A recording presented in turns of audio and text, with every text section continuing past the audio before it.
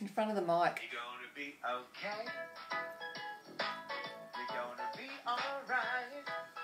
'Cause you're on your way to brighter days. You're gonna be alright.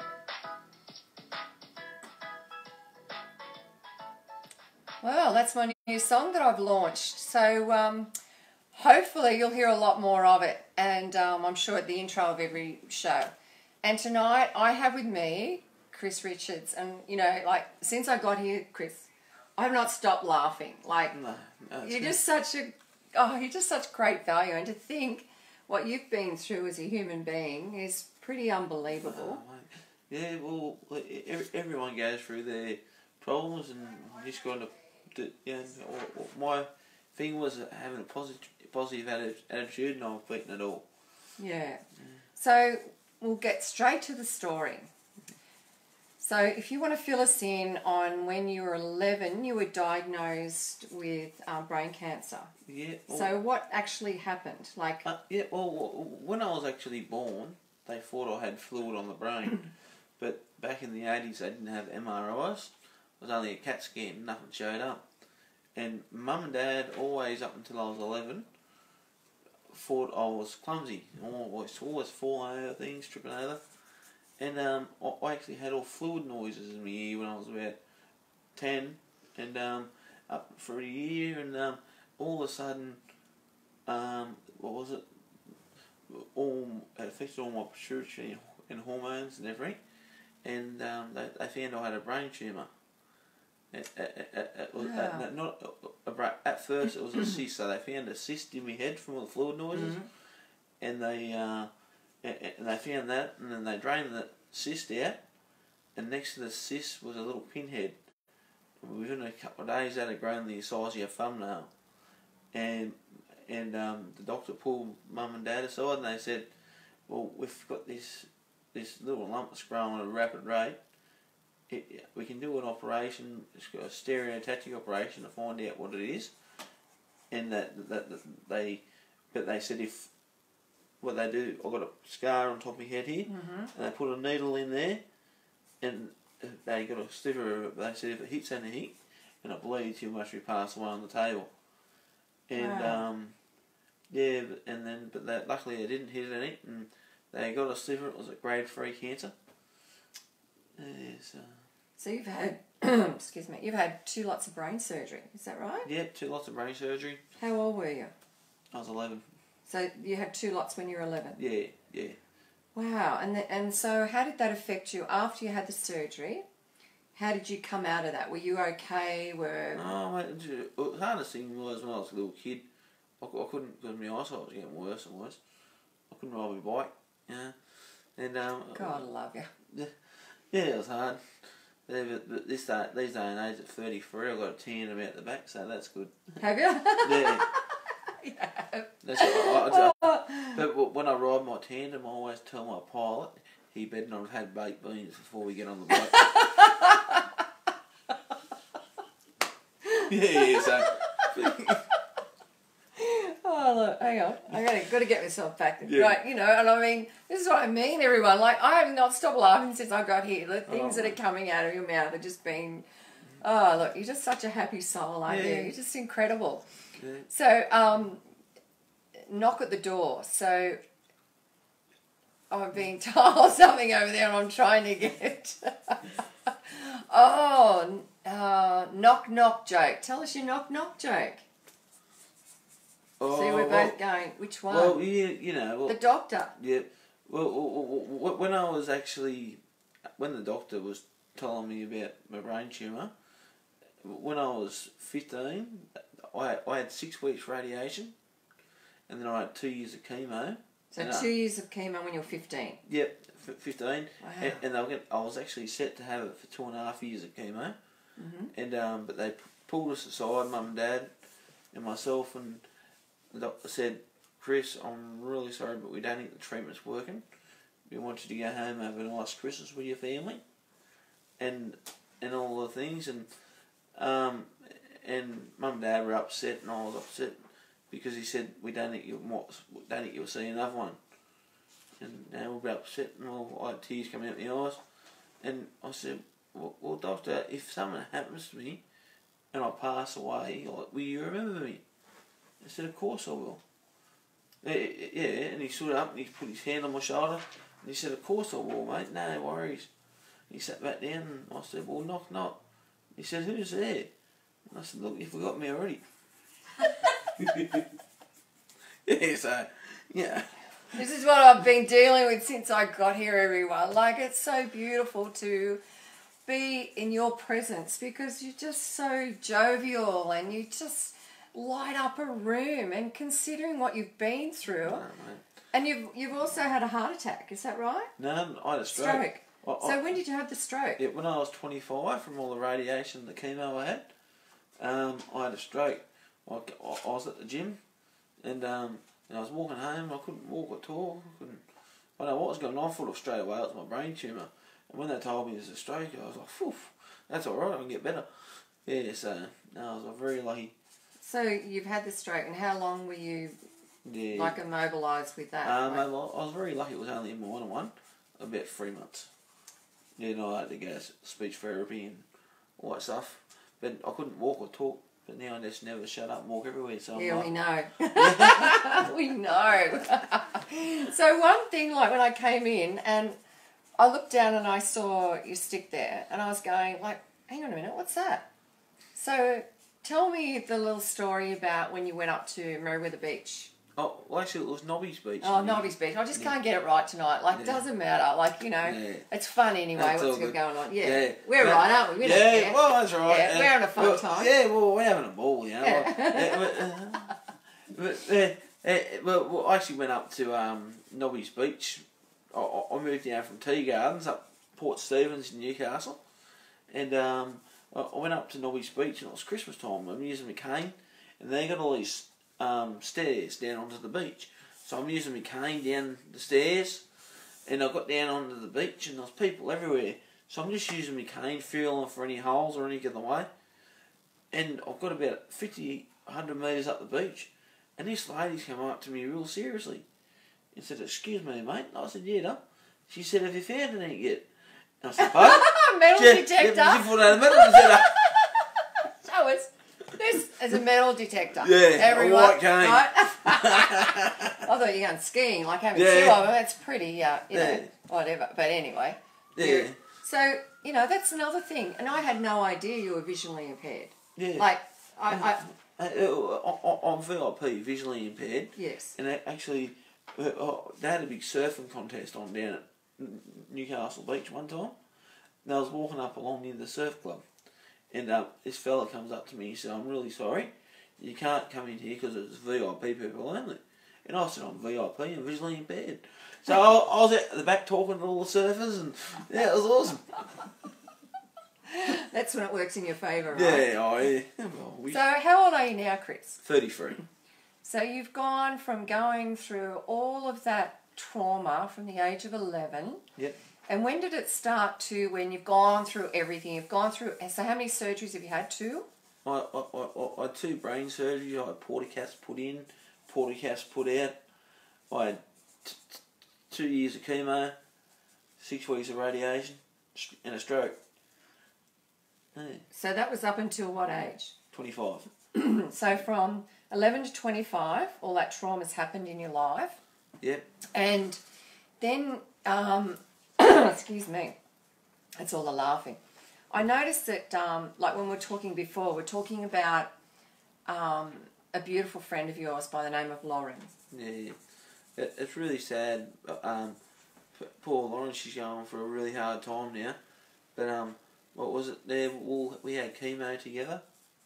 And so you sparked up a good friendship with her. Yeah, close friendship. Really good friends. I hadn't heard from her for a while, and I gave her a ring, and she was just crying on the phone. She said, "Cancer's gone all the way through me." Aww. Yeah, it's real sad now. But yeah, she had surrogates. She had 2 lovely children.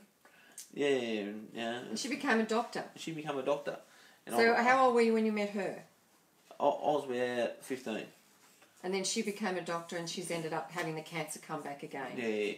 Oh, that's really sad. 2 little bubbers. Yeah. Well, and one thing I haven't told you yet, Kel, But when I was from Tea Gardens, and I wanted to move down here at the time to have interaction, because mainly retirees with people my own age and stuff like that. And through Vision Australia, they had a social club, like people my own age but visually impaired. And through Vision Australia, they had a social club from 18 to 30-year-olds. And we used to go out and that all the time. But this is just one of the girls. It's really sad what happened. Her name's Lauren Henley. She was driving to work one time. She got a car for her 22nd birthday. She used to do the maintenance at Jesmond Park. And she was driving to work and she hit a telegraph pole. Her parents went to see her. They just broke down now. Couldn't recognise her. So she had all operations, but she lost both her eyes, so she got fake eyes now. But when I first moved down here, she was living at Cardiff. And she used to get a train from Cardiff to Sydney, get a taxi to work, taxi back, and come home on the train. Wow. That's just one of the girls, yeah. But there's all different people with their visual problems. And about 4 of us went out for dinner one night to the Hamilton Station Hotel. And we're sitting down there. There was 2 dogs, and there was me with a cane and another friend with a cane. And we were sitting down there having our meal, and it was all under the table. The dogs were under the table and the canes. And we're having our meal, but we didn't realise it was Halloween. So we're sitting there having our meals, and these people were all dressed up. We didn't see them. Come up to us and went, rah! We nearly jumped out of our seats. but better still, my friend Lauren, she stood up, she said, "That's nothing." She pulled her eyes out. Oh no! Oh no! Oh no! Yeah, it was good. I'll tell you, they took 2 or 3 steps back. Oh, this is like no other interview I've done before, let me tell you. I laugh so much. That's a very impractical person, I'd say. Oh, inspirational person. Poor MJ's writing notes for me. I've got to explain what's happening here, right? Oh, yeah. MJ's writing notes, and I'm trying to read her writing because she's laughing so much. So, of course, her writing is not... I'm thinking she wrote a very impractical person, but the VIP is a very inspirational person. That's what we're saying. Yeah. Very inspirational people. You are, especially. Yeah. Oh, man. There's always, way I look at life, you can't complain because there's always someone worse off. Yeah, there is, isn't there, in life? That's one thing for sure. Right. You don't have to look too far to find them either. No, that's right, yeah. It's funny because I've actually got a really good job at the moment. That's the next thing I was going to talk to you about. Yeah. Because how you, let's go back a little bit. You never finished high school. No. So how old, up to what age did you go through school? Well, with my sickness, I couldn't go to high school. We used to live in Tea Gardens, and I was going through my chemo and that. So once a week, Dad used to take me up to the hospital at Bullardale, to the school, and I'd go to classes for social aspects, yeah. And and then I went to high school once a week. Yeah, and done my schooling up there. So yeah. And then so you finished school and. Well, you're obviously thinking as a young man, like, what do I want to do for work? Like, how did all that happen? What did you become? What did you go and do? Well, before I got sick, I used to go and help out at the butcher shop, and I always wanted to be a butcher, so I became a butcher. Just like that, you just became a butcher. No, I done a disabled apprenticeship being a butcher. Wow. Yeah, so I done everything. But the funniest thing was I used to wear a badge saying Chris visually impaired. So I can see the silhouettes behind the counter, but I can't see detail. And one afternoon I used to wear a badge Chris is visually impaired. I walked out the shop with my kit and everything on, and I seen this outline. I said, "G'day mate, how are you? Can I give you a hand?" And there was no reply, so I wandered up the end of the counter, done a few things, and come back. I said, "Yeah, mate, we've got a few specials on today, this, that, and everything else." And there was still no reply. I thought, this bloke's a bit rude, he's looking around. So a few minutes later, I went out back in the butcher shop, and the boy said, "Chris, you still out there?" So I come back out. I said, "I'm so sorry about the wait there, mate. How can I help you?" I stand there with my bag in my hand, and he's not saying anything, but he's moving more. The more I speak, he was moving more, and his arms are going everywhere. And I'm like, "I'm sorry, mate, I can't see." And but he was moving more, and mate, the boys walked out and they were laughing. "Hey, Chris, he's deaf." So he was signing me.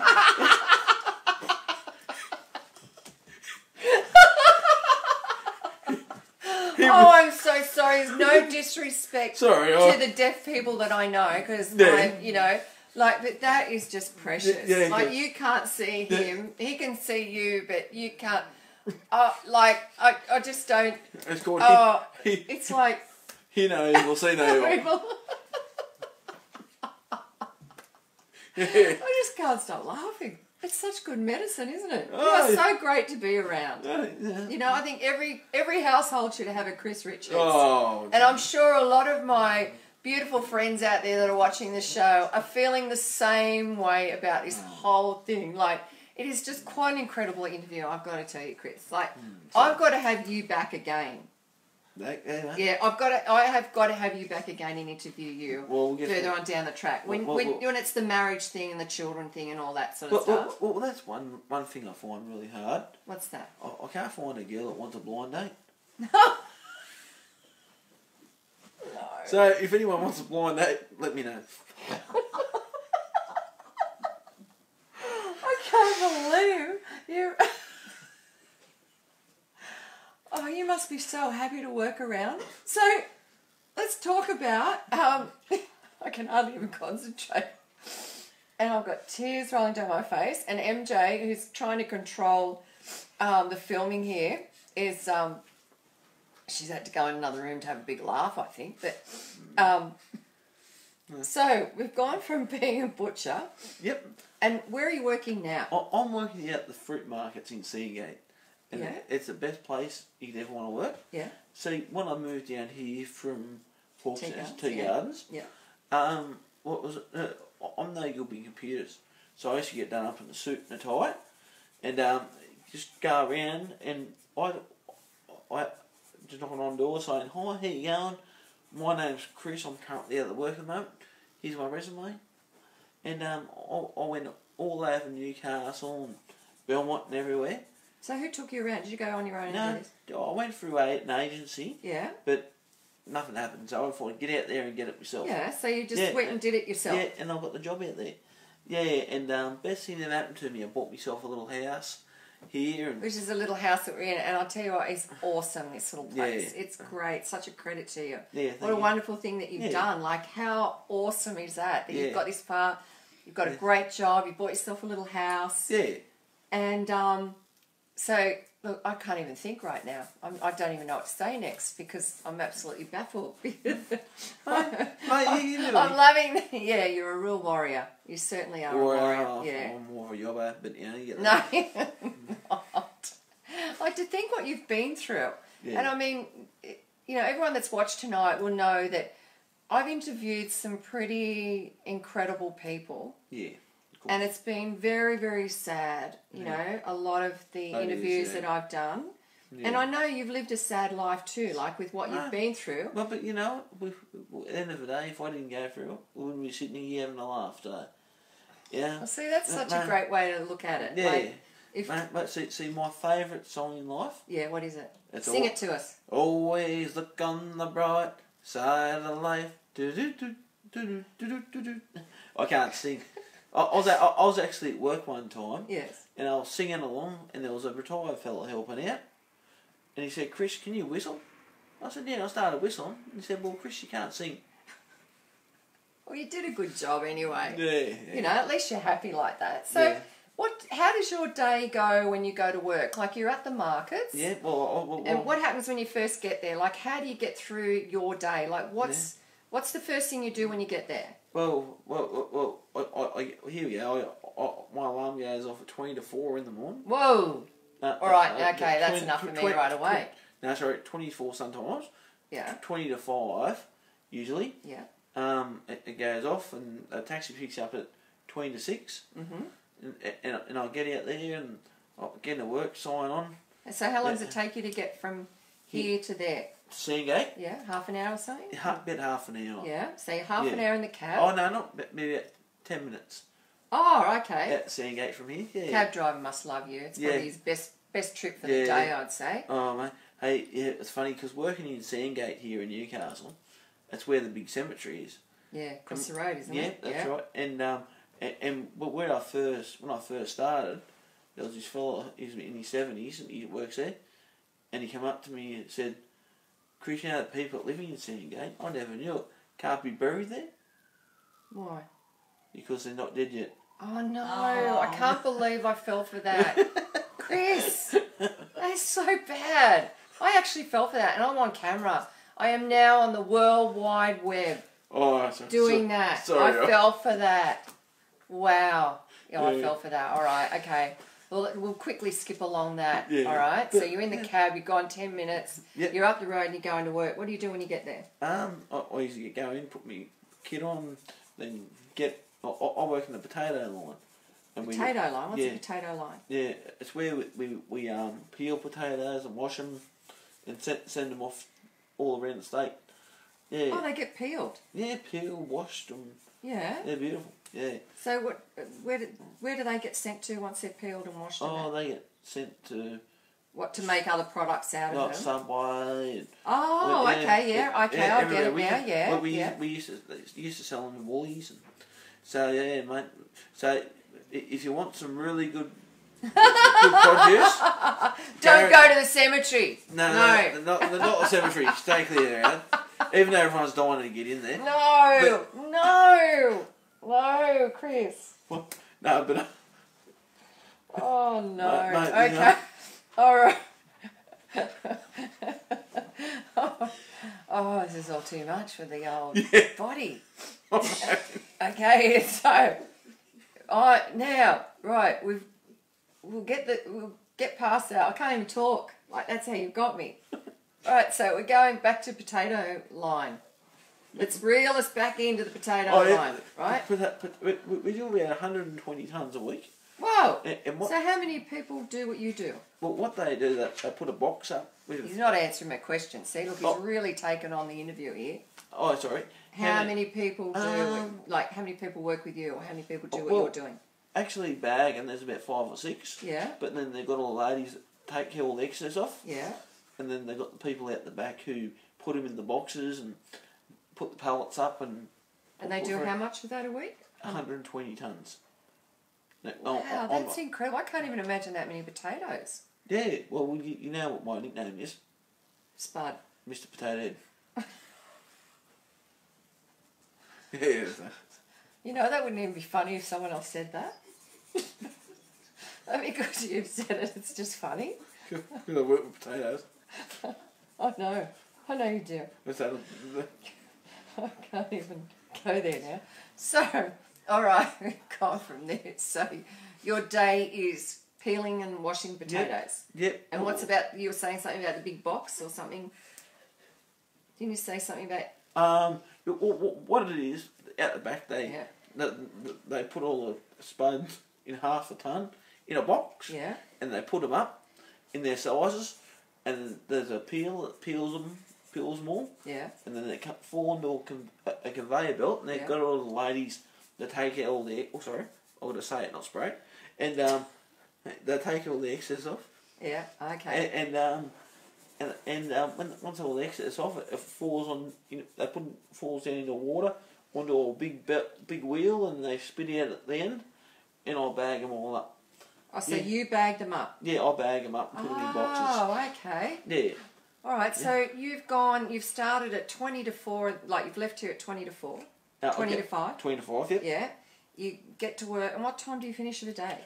Well, it just depends how much work you've got. Sometimes you might do 8 hours, sometimes you might do 12. Okay. Oh, really? 12-hour day doing that? I've done a few of those. Yeah, so what have we got here?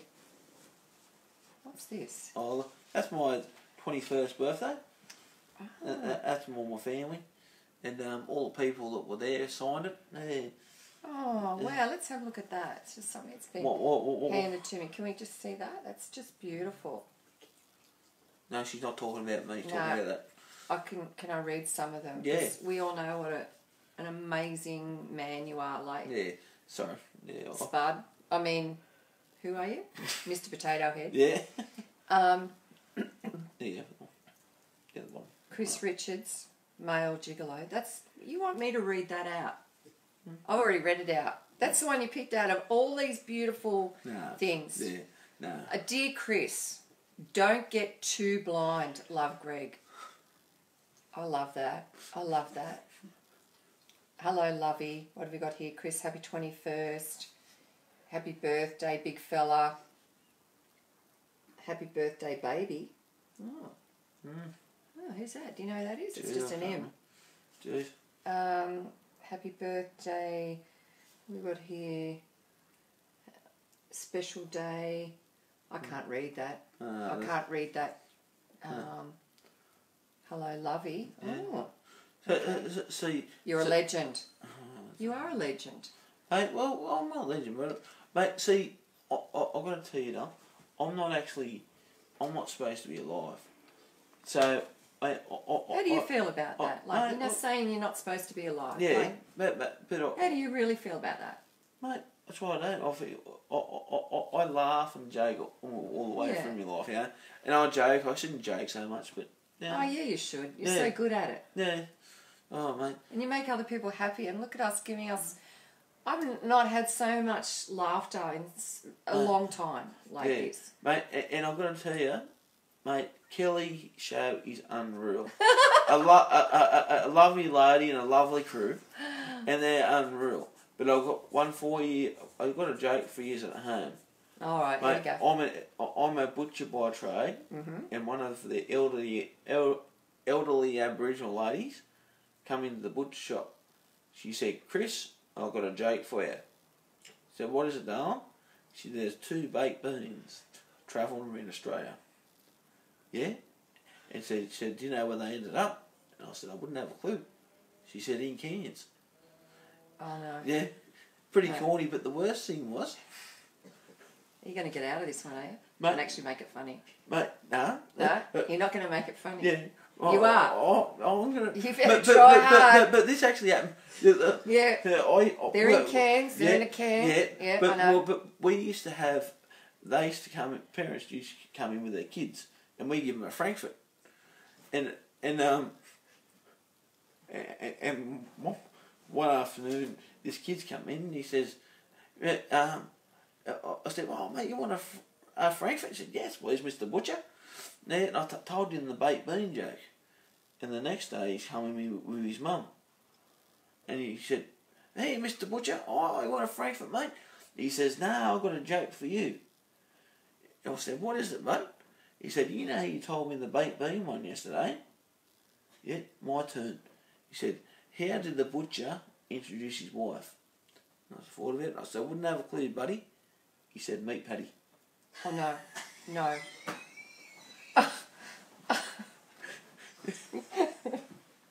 Yeah, so. Look, I think... Sorry. Yeah, I have to say sorry. Oh. But, like, you've given little tears to my eyes tonight because I'm so happy. Like, you've just made me so happy and oh, look, you just got such a great attitude, you know, in life. Like, just amazing attitude. And I know that you're really happy in your job. How long have you been there for now? I've been there nearly 6 years. Nearly 6 years. And you won't leave, I know, because you love it. No, well, that's right, yeah. Yeah, but, you know, you just get out there and, mate, have a go and just do the best you can, yeah. Yeah. And, mate, life's good now. Like I say, I've been through a lot. I bought myself my little house, and the thing that's really helped me out too is NDIS. Mm. That's really helped me out. And, that's wonderful, isn't it? Yeah, mate. I've got my little house, but I like being clean and tidy. But there's little bits and pieces I miss. Yeah, it's better I get a cleaner once a week, and yeah, it's great. You should get paid to do this show. Oh, okay, it's your show.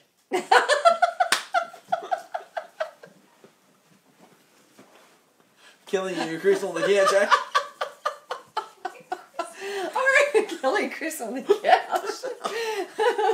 We put a new meaning to the KC in the Sunshine Bet. You should be on stage. That's where you should be. Mate, And I'm sure a lot of my viewers would think that. I mean, tonight, like, it's just been such a different interview. And, you know, and I know a lot of you will be thinking to yourself, wow, it's such a lovely state, like, that we're in, laughing, and we're just happy, and you're just amazing. And, you know, like, in life, you know, just imagine if there was someone at home right now, and just say they're at home and they're going through, well, you've been through so many things, but they're going through one of the things that you've been through. Maybe they've been told they've got brain cancer, or they've got to have surgery, mate, or what would be the one thing that you would say to that person, mate, to give them a little bit of hope? Mate, I know it's hard, but you always got to think positive. Yep, good friends, good family, and a positive attitude. Yep, and you know what? I lost my eyesight. I'll tell you one thing. Everyone, they told me at first, eat carrots and make your eyesight come back. I've eaten plenty of carrots. I still got no bad eyesight. Oh, dear. Oh, dear. You've got a good heart anyway. Yep. You've got a damn good heart, Chris, let me tell you. Yeah. So, that would be your message of hope to someone out there that's going through life, and always look on the bright side of life, right? Always look on the bright side. Do you want to just sing that one more time before I thank my viewers for... Always look on the bright side of life. Okay, I got whistle it. I love it. And just remember, the success to everything is a positive attitude. Absolutely. Well, you've proven that hands Yeah. down. There's no doubt about that. Yeah. Here we just like tonight, you know, going through the people that have joined us, and just one thing that, you know, I'd like to say to everyone that, you know, in life, if you are going through a hard time, that, it's so important, like Chris said, to have your beautiful friends around you, to be surrounded by family and hope and happy and smiles and laughter. And mate, but if you got good friends, good family, you're a multi-millionaire. Yeah, and that's it, I reckon. Yep. Yeah. All right, so I just want to read off some names. Yep. So we've got here Louise Melrose Hanley, Basha Meti. Look, I'm really sorry. I have to apologise for my beautiful friends from India, because, you know, unfortunately for me, it's very hard for me to pronounce a lot of these names. So no disrespect to you as an individual or your heritage. For me trying to say it, I'm going to do the best I can, and that's all I can do, right? That's exactly right. So let it be known that I'm saying thank you for joining me tonight. So I've got Louise Melrose Hanley, as I said, and I've got Barisha Meti. I've got Chris, we love your sense of humour, love Shireen. We've got Prove 'em Wrong Chris from Lisa Dixon. These are little remarks that people are making as it's coming through. So these are the beautiful things that people are saying about you. Oh, I love it. Yeah. Thank you. We've got Naomi McIntyre. We've got Remy Castle. And she's a very inspirational person. Oh, nice. We've got Shireen Lowe. We've got Vandana Meshi. So, again, I apologise for the pronunciation. Tracy Q. Love this song. Now, she loves this song too. Always look on the bright side of life. Well, we've definitely got something in common there, Trace. I wonder if she's single. No, we're not going there. No, you said a blind date, didn't you? Yeah, well, no, if she wants a blind date. Yeah, she's got one. Yeah, that's right. Oh, okay. Lisa Dixon, thank you so much. We've got Chris Raw, Susie Russell, thank you, Susie Russell. Susie Jill Juno, Jeanette Dempsey, very brave man, Jeanette Dempsey says. Katie Clulo, hear no evil, see no evil. That was just a comment that was made, yes. Margaret Moffat, thank you, Margaret. Like, each and every week I see your name come up too, and like, thank you to everyone for being so supportive of what I do, because, you know, I love doing what I'm doing, and you know, I want to spread the word out there, and I want I just want everyone to hear these stories and to know how blessed that we are, that we're up every day and happy, and we've got beautiful people around us, and we're going to jobs, and we can walk and we can see and we can talk, you know, like start loving you. If you've not loved yourself before, just start loving you, because it's so important in life. So let's go. Like a warrior. They've said you're a warrior. A warrior? A warrior. I've got the body of a warrior. Oh, no, Chris. No. I mean, you have. Yeah. Nah, okay. but yeah. Yeah. But thank you so much, guys. This Here is we awesome. go. Look. A wonderful young man with a big heart. A wonderful sense of humour and an amazing outlook on life. Thank you very much, Al. That's you. Yeah, love it. It's your fan mail, like, you know. Fair enough? Yeah.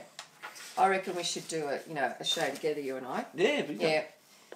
Adrian Pontifex, hi, how you going? One of the best interviews ever, Shireen Lowe. Cherie Jones, we've got Lainey Jarrett, Kylie Young, thank you Kylie, and there's a little plug for Cozzie's Swimwear in Hamilton, that's where she's from. Yeah, Thank you Kylie. Yeah, it's going to be a bit cool in the Cossies now. Yeah, well, we're not having you sit here in Cozzie's, like I wasn't going to do No, that to you. it wouldn't be a good sight. No, I mean, no, I can't say that. I just said no, but I didn't mean to say that. All right, so I take that back. Okay. All right, because you've got the body of a warrior, remember? Body of an athlete. Yeah, get it? Yeah, so look, everyone, thank you for Thank an you. amazing, amazing night, and know that no matter what in life, you know, don't quit, just don't give up. Love yourself, love the people around you, be happy, wake up tomorrow with a smile on your face, and go and give someone a great big hug and tell them you love them, because, you know, people want to that's hear lovely. that just as much as you should be telling them that. And just know in life, no matter what, don't give up, and know you're going to be okay.